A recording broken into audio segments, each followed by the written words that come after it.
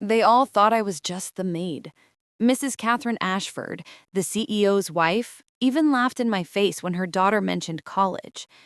Maids don't go to college, she said, like it was the most obvious thing in the world. What she didn't know? I wasn't just any maid. I had a PhD in molecular biology from Stanford, and I was about to use everything I knew to expose the secret that would bring their entire empire crashing down. My name is Elena, and this is how I went from scrubbing their floors to owning their fate. Before I tell you what happened next, I'd love to know, which country are you watching from? Drop it in the comments below. And if you're enjoying this story, please hit that subscribe button. It really helps me bring you more stories like this. Now, let's get back to how everything unfolded. My hands were wrinkled from bleach water when Catherine Ashford swept into the kitchen that Tuesday morning, her Hermes heels clicking against the marble floors I'd just polished. She didn't even glance at me as I knelt by the baseboards, scrubbing away at a stain her toy poodle had left the night before. "Madison, darling," she called to her daughter, who sat at the breakfast island scrolling through her phone. "Have you decided on your college applications? Daddy wants to know if we need to make another donation to Yale's alumni fund." I kept scrubbing, invisible as always. That was the trick to being a good maid. Disappear into the background, become part of the furniture.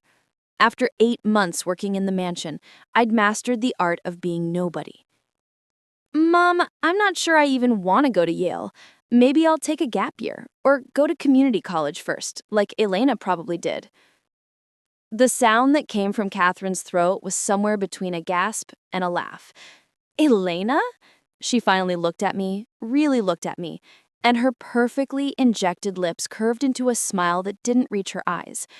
"Sweetie, maids don't go to college." She said it so matter-of-factly, like it was the most obvious thing in the world.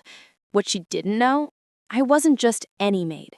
I had a PhD in molecular biology from Stanford, and I was about to use everything I knew to expose the secret that would bring their entire empire crashing down. My name is Elena, and this is how I went from scrubbing their floors to owning their fate. 2 years ago, I was Dr. Elena Rodriguez, a rising star in molecular biology research at a prestigious biotech firm in San Francisco.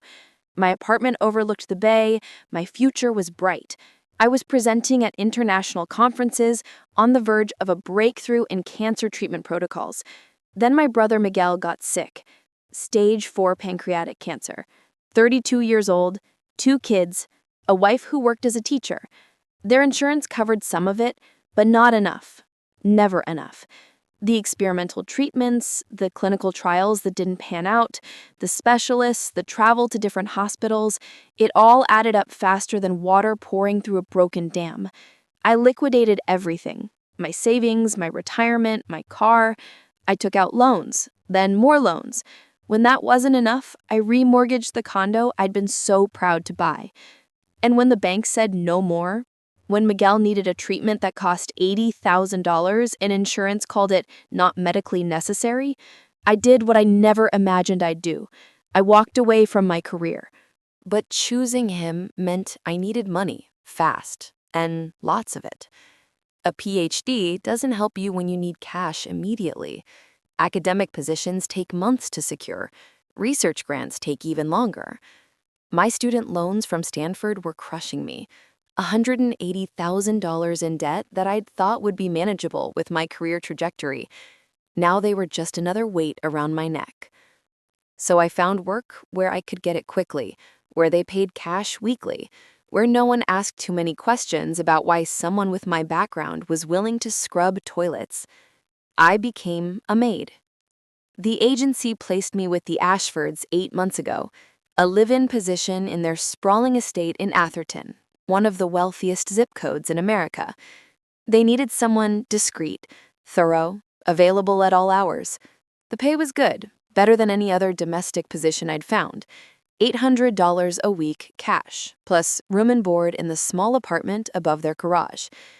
It wasn't enough to clear my debts, but it was enough to keep Miguel in treatment, to keep the bank from foreclosing on the condo I'd already used up all the equity on. to keep the lights on in my brother's house while his wife took unpaid leave to care for him. So I put on my gray uniform every morning, I braided my hair back, I erased Dr. Elena Rodriguez, and became just Elena, the maid. Catherine Ashford finally left the kitchen, taking her coffee and her contempt with her. Madison lingered for a moment, looking uncomfortable.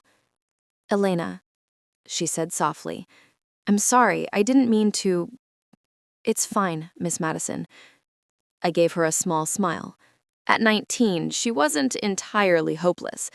Unlike her mother, she occasionally saw the people who worked for her as human beings. "You should finish your breakfast. You'll be late for class." She nodded and slipped out, leaving me alone with my bucket and my thoughts. I sat back on my heels and looked around the kitchen, the Sub-Zero refrigerator that cost more than most people's cars, the marble countertops imported from Italy, the chandelier hanging over the breakfast nook that probably cost as much as a year of Miguel's treatment. Richard Ashford had made his fortune in pharmaceuticals. His company, Ashford Biotech, had developed 3 blockbuster drugs in the last decade. The family was worth an estimated $800 million. They had homes in Atherton, Aspen, and the Hamptons. They collected art and cars and political influence. And they treated me like I was intellectually incapable of attending community college. I stood up, carried my bucket to the utility sink, and dumped the dirty water. My reflection stared back at me from the window above the sink. 34 years old, tired eyes, hands cracked and raw from chemicals. "Maids don't go to college," Catherine had said. I leaned against the counter and allowed myself a grim smile. "No, Mrs. Ashford. Some of us already went. Some of us have the knowledge and training you couldn't even comprehend. And some of us are about to use every bit of that education in ways you'll never see coming." I dried my hands on my apron and headed upstairs to clean Richard's office, where I knew he'd left his briefcase open on the desk again, documents spilling out like he couldn't be bothered to keep his secrets secure. After all, who would look? Just the maid. And maids, as everyone knows, don't go to college. They don't analyze, they don't question, they don't understand complex pharmaceutical data or recognize when something is very, very wrong. But I did, and that's where the story really begins. Richard Ashford's office was my favorite room to clean, though not for the reasons anyone might think. It was on the 2nd floor, overlooking the manicured gardens where Catherine hosted her charity luncheons. Floor-to-ceiling windows, walnut bookshelves lined with leather-bound volumes he'd never read, and a desk the size of my old lab table. Every surface screamed wealth and power. But what I loved about it was the carelessness. Richard was the kind of man who'd spent so long being important that he'd forgotten how to be careful. He left his laptop open, password saved on every site. He scattered confidential documents across his desk like confetti. He took calls on speakerphone while I vacuumed, as if I was too stupid to understand words with more than 2 syllables. That Tuesday afternoon, I knocked twice on the doorframe, a courtesy, since he was never actually in there during the day. He spent most of his time at Ashford Biotech's headquarters in South San Francisco, playing CEO while his executive team did the actual work. The office was empty, as expected. I propped the door open with my cleaning caddy and got to work. My routine was always the same: dust the bookshelves first, then the desk, vacuum last. It gave me a systematic pattern, a reason to move around the room, to be near everything without raising suspicion. Not that anyone was suspicious. To the Ashfords, I was furniture with a pulse. I was dusting the desk when I saw it. His briefcase was open, again, tipped on its side with papers sliding out onto the leather chair. Richard probably rushed out that morning for an early meeting and forgotten to close it. I'd seen him do it a dozen times before. Usually I just straightened the papers and closed the case. Part of being invisible meant being helpful without being noticed. But something caught my eye this time. A header on one of the documents. Phase 3 clinical trial data, Nexaprin, confidential. My hand froze mid-reach. Nexaprin. I knew that drug.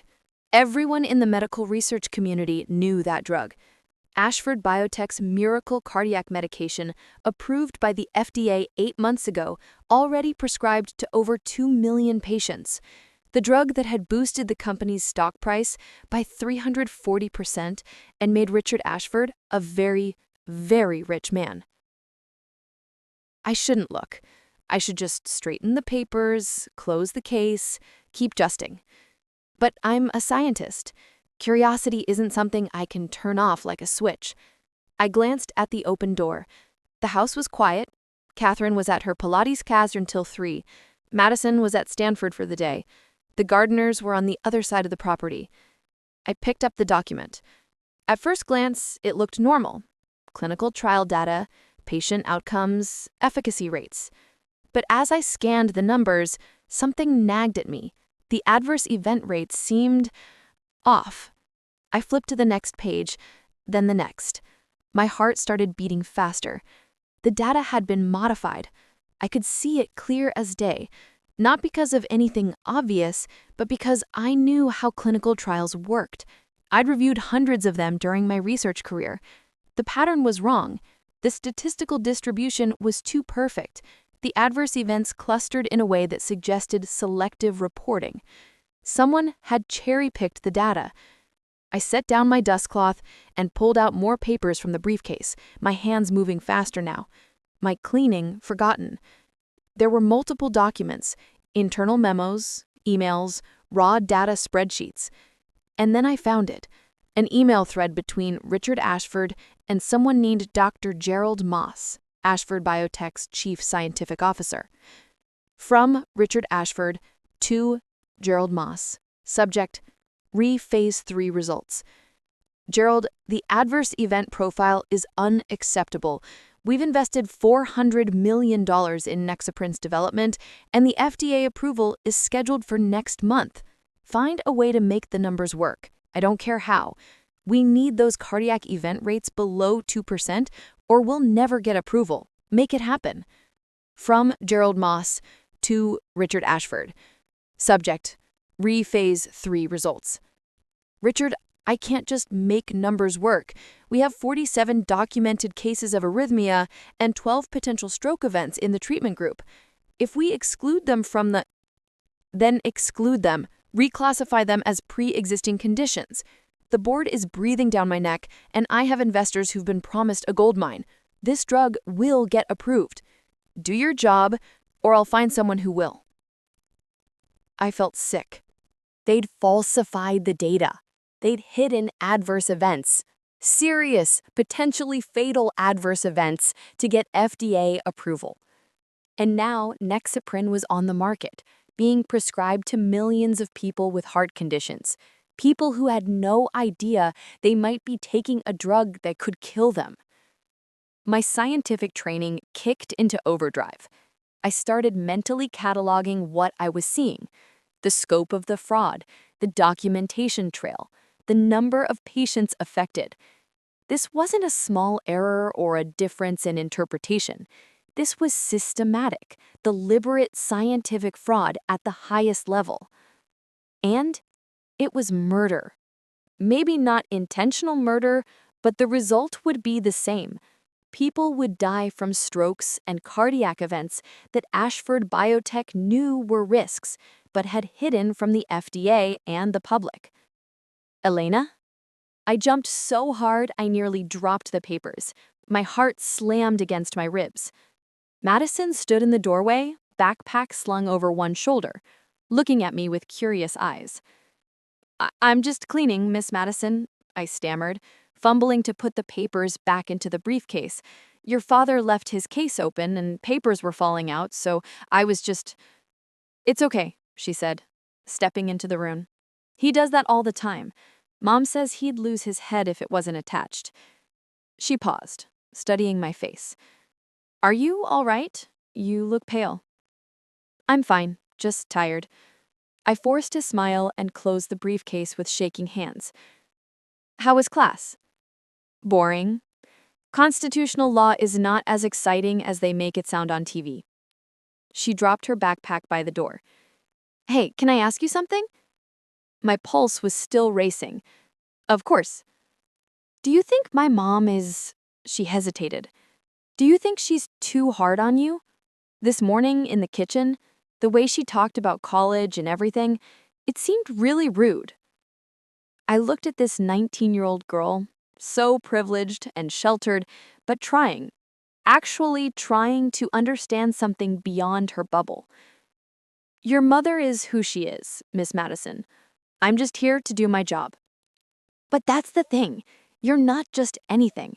You're a person. You have thoughts and feelings and probably dreams that have nothing to do with cleaning houses." She sat on the edge of her father's desk. "I think my parents forget that sometimes." "I do know," I said softly, and I thought, you have no idea how much I know. After Madison left, I stood alone in that office for a long moment, the briefcase at my feet, my mind racing. I had stumbled onto something massive, something that could destroy Richard Ashford's empire and save countless lives. But using this information meant revealing who I really was. It meant risking everything: my job, the money I desperately needed for Miguel, possibly even my safety if Richard decided to come after me. The question wasn't whether this was wrong. It absolutely was. The question was, what was I going to do about it? I picked up my dustcloth and finished cleaning the office, my movements automatic while my brain worked through scenarios, possibilities, risks. By the time I left that room, I had made my decision. But I would have to be very, very careful about what came next. For the next 3 weeks, I became two people. By day, I was Elena the maid, silent, efficient, invisible. I scrubbed floors and folded laundry and served meals with my eyes downcast and my mouth shut. By night, alone in my small apartment above the garage, I was Dr. Elena Rodriguez again. And I was building a case that would end Richard Ashford's career. It started small. Every time I cleaned Richard's office, I used my phone to photograph documents. I was methodical about it. No flash, steady hands, and making sure every word was legible. Clinical trial data, internal memos, email printouts, financial projections that showed exactly how much money Ashford Biotech stood to lose if Nexaprin's real adverse event data became public. I used my old laptop, the one luxury I'd kept from my previous life, to organize everything. I created encrypted folders with proper documentation chains. I cross-referenced the falsified data with published clinical trial results, highlighting every discrepancy. My training kicked in like muscle memory: hypothesis, evidence, analysis, conclusion. The conclusion was damning. Nexaprin increased stroke risk by 340% compared to the placebo group, but Ashford Biotech had reclassified most stroke victims as having pre-existing conditions that disqualified them from the adverse event count. It was fraud, plain and simple, and it was going to kill people. But gathering evidence meant staying employed. And staying employed in the Ashford household was becoming harder every day. Catherine's cruelty had taken on a new edge. It started the morning after I'd discovered the documents. She'd come into the kitchen while I was preparing breakfast and dumped an entire carafe of coffee onto the floor I'd just mopped. "Oops," she'd said, not even looking at me. "Clean that up." I'd cleaned it, without a word. 2 days later, she'd thrown away a cashmere sweater, a $900 Brunello Cucinelli that still had the tags on it, into the garbage. When I'd asked if she meant to donate it instead, she'd smiled coldly. "Why? So someone like you could wear it?" "That's almost funny, Elena." "No, I want it in the trash where it belongs. Some things can't be recycled down to your level." I threw it away, without a word. The Friday of the third week, Catherine hosted one of her dinner parties. 20 guests, all dripping with wealth and entitlement. Politicians, venture capitalists, tech CEOs, their Botoxed wives comparing jewelry and vacation homes. I served the first course, a butternut squash soup with truffle oil that their private chef had prepared. Catherine had insisted I wear a specific uniform for the evening, a black dress with a white apron that made me look like something from a Victorian period drama. "Doesn't Elena look darling?" Catherine announced to the table as I ladled soup into her bowl. "So authentic, like Downton Abbey, don't you think?" Polite laughter rippled around the table. "Catherine, you're terrible," one of the wives said, giggling into her wineglass. "I'm practical. Good help is so hard to find these days. You have to make sure they know their place or they start getting ideas above their station." I kept my face blank as I moved around the table. Invisible. Silent. "Richard was just telling us about Ashford Biotech's expansion plans. Another blockbuster quarter. Nexaprint's performing even better than projected." "It's revolutionary," Richard said, his voice full of pride. "We're saving lives every day. That's what drives me. Knowing that our work makes a real difference in the world." He sat there in his $5,000 suit, toasting with $300 bottles of wine, talking about saving lives while people were dying because of his greed. And everyone at that table believed him. They believed he was a hero. "More soup, Elena," Catherine said sharply. "Don't just stand there like a statue." I filled her bowl. My hands were steady, but inside I was shaking with rage. After dinner, as I was clearing dessert plates in the kitchen, I overheard Catherine talking to Richard in the hallway. "We need to let Elena go," Catherine said. My blood went cold. I froze, a stack of plates in my hands. "Why?" Richard asked. "She's fine. Quiet. Doesn't cause problems." "Exactly. She's too quiet. She watches things. I don't like it." Catherine's heels clicked closer to the kitchen door. "Besides, we can get someone cheaper. Maria's cousin just crossed the border and needs work. We could pay her half what we're paying Elena, and she'd be grateful for it.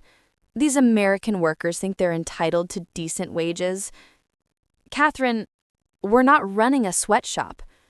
"No, we're running a household, and I want someone who knows how to be grateful, someone who understands that working for us is a privilege." She paused. "I'll give her notice on Monday. 2 weeks, and then she's gone." I stood in that kitchen, plates trembling in my hands, and felt everything collapsing. 2 weeks. I had 2 weeks before I'd lose the income keeping my brother alive. 2 weeks before the bank would foreclose on my condo. 2 weeks before everything I'd sacrificed would be for nothing. Unless I acted now. That night, I didn't sleep. I sat at my laptop reviewing every document I'd collected, every photograph, every piece of evidence. It was solid, irrefutable. Any regulatory agency would have to act on this. But going public meant exposing myself. It meant admitting I'd been photographing confidential documents. It meant Richard's lawyers would come after me with everything they had. It also meant I'd never work again. No one hires a whistleblower. I'd be unhireable, unemployable, branded as someone who couldn't be trusted. At 3 a.m., my phone buzzed. A text from Miguel's wife, Julia. "The treatment isn't working. Doctor says we need to try the new protocol. $95,000. Insurance won't cover it. I don't know what to do, Elena. I'm so scared."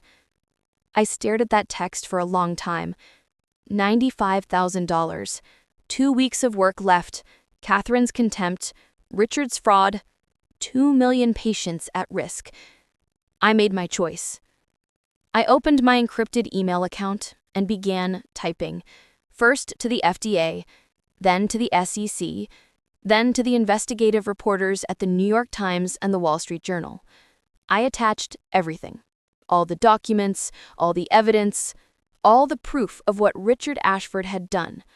And I signed it.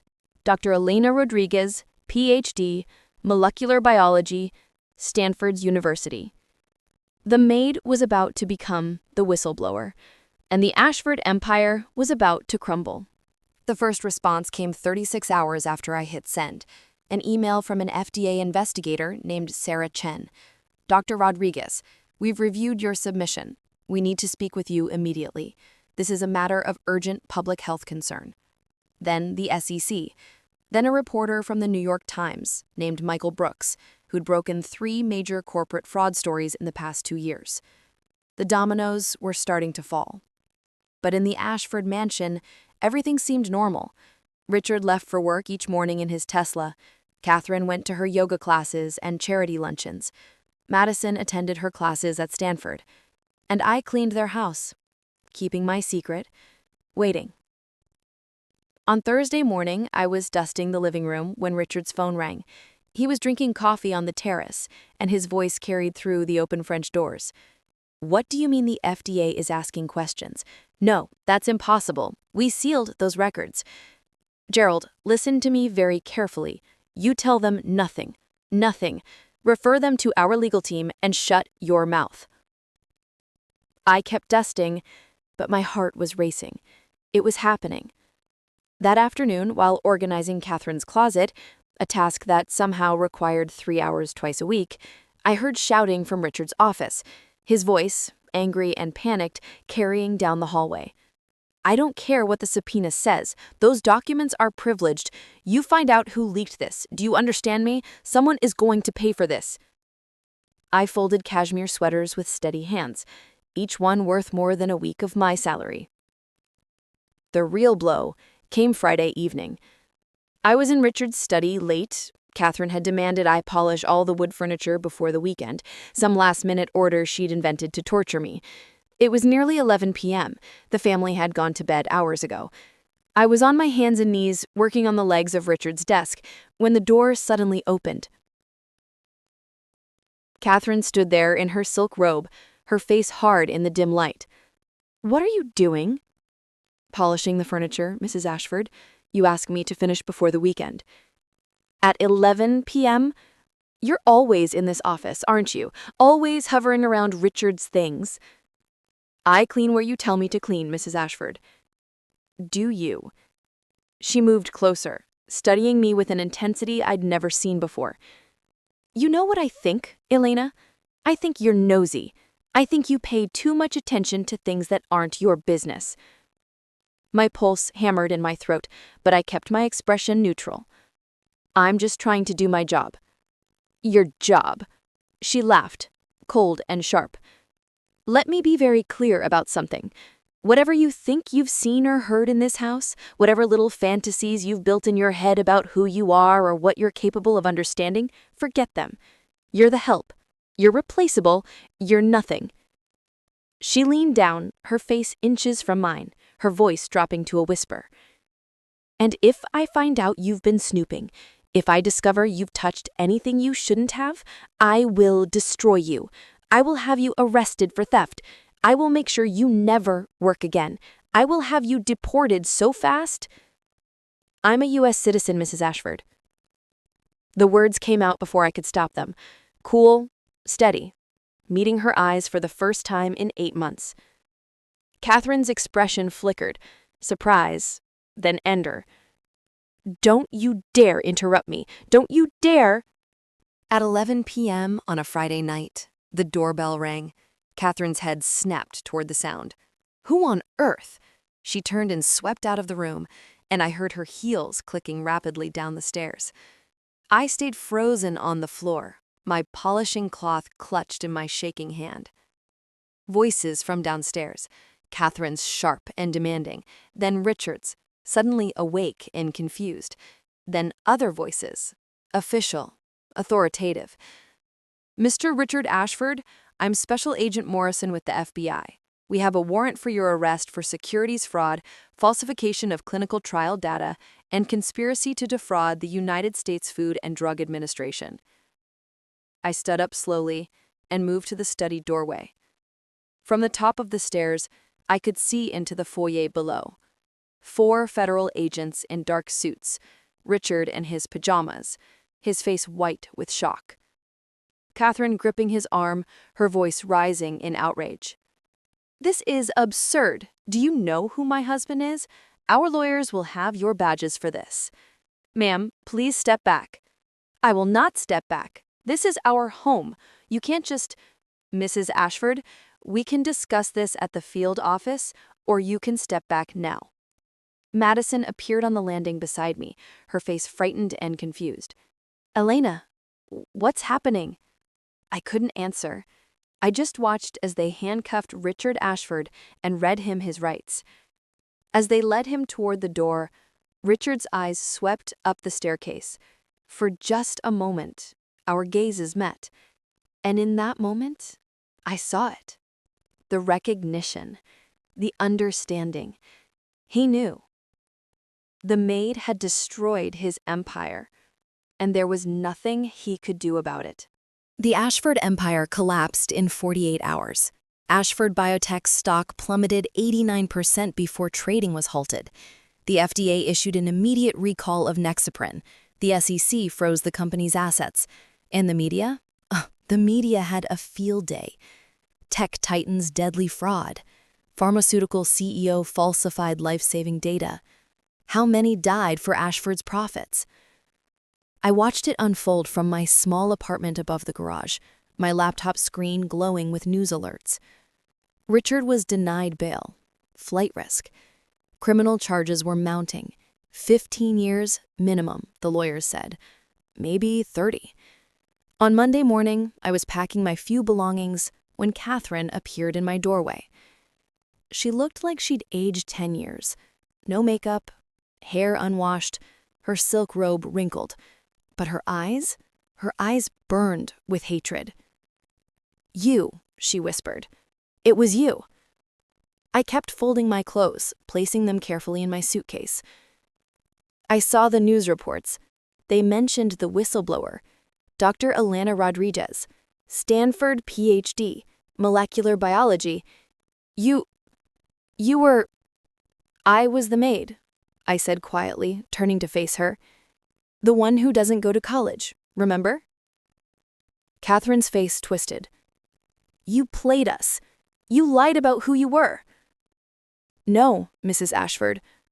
I never lied. You just never asked. You assumed that because I cleaned your floors, I couldn't possibly have a mind. Because I served your meals, I couldn't possibly understand science. You made me invisible, and I used that invisibility to see everything. My husband will sue you for everything you have. Your husband is going to prison, and I have nothing left for anyone to take. I lost my career, my savings, my home, all to save my brother's life. Working for you was my last resort. But what you and Richard did, that wasn't desperation. That was greed. Pure, calculated greed. Get out of my house. Already leaving. Oh, and Mrs. Ashford, the whistleblower settlement from the SEC is estimated at $18 million. Turns out, exposing fraud pays better than cleaning it up. Her face went white. I walked past her, down the stairs, and out the front door of the Ashford mansion for the last time. 3 months later, Miguel's cancer went into remission. The settlement money came through, $18.4 million after legal fees. I paid off every medical bill, every loan, every debt that had crushed me for 2 years. I established a fund for Miguel's kids' college education. I donated $2 million to cancer research. And I went back to work, not as a maid, but as Dr. Elena Rodriguez, leading a new research lab focused on pharmaceutical ethics and clinical trial integrity. Turns out, exposing the biggest drug fraud in a decade makes you very employable in the right circles. Madison reached out last week.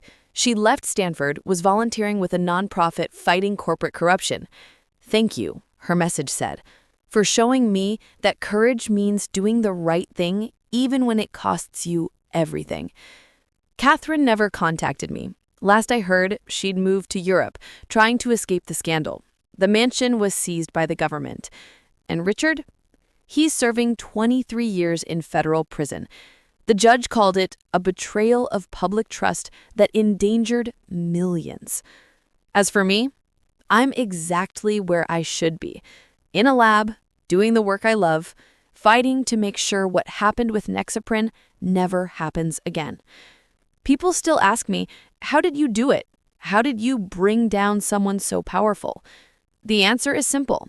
They saw a maid, I saw an opportunity. They believed their money made them untouchable. I believed the truth would set things right. And in the end, the woman scrubbing their floors had more power than they ever imagined. Because intelligence isn't defined by your job title. Dignity isn't determined by your bank account. And sometimes the person everyone underestimates is exactly the person who changes everything. My name is Dr. Elena Rodriguez, and I hope my story reminds you never, ever underestimate someone based on where they are in life. You have no idea where they've been, what they know, or what they're capable of. The maid who didn't go to college, she had a PhD, and she took down an empire. If this story inspired you, like this video and share it with someone who needs to hear it. Subscribe for more real-life stories of courage, justice, and triumph. Drop a comment telling me, have you ever been underestimated? How did you prove them wrong? I read every single comment. Remember, your current situation doesn't define your worth. Keep fighting, keep rising. Your breakthrough is coming.